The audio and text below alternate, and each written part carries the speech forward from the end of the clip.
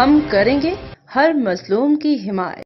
अस्सलाम वालेकुम, मैं हूं हुरैन फातिमा और आप देख रहे हैं हिमायती न्यूज HD चैनल। नजर डालते हैं आज की अहम खबरों पर। सैयद आसिफ हुसैन शाह ने रोज के मामूल के मुताबिक DHQ हॉस्पिटल का अचानक दौरा किया।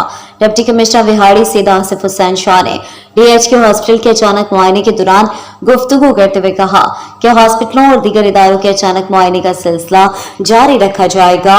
इदारों में पब्लिक सर्विस डिलीवरी की बेहतरी तरजीह है, जिसके लिए हर मुमकिन इकदाम किए जाएंगे।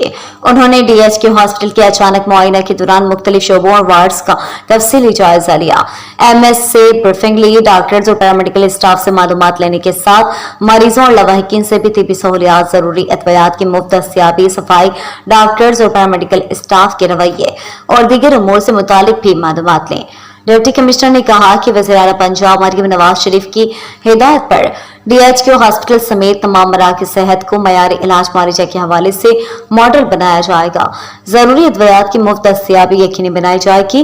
डिप्टी कमिश्नर सैयद आसिफ हुसैन शाह ने हिदायत की है कि ड्यूटी रोस्टर के मुताबिक हाजिरी यकीनी बनाई जाए, सफाई और कवायद ज़वाबित पर सख्ती से अमल दरामद कराया जाए।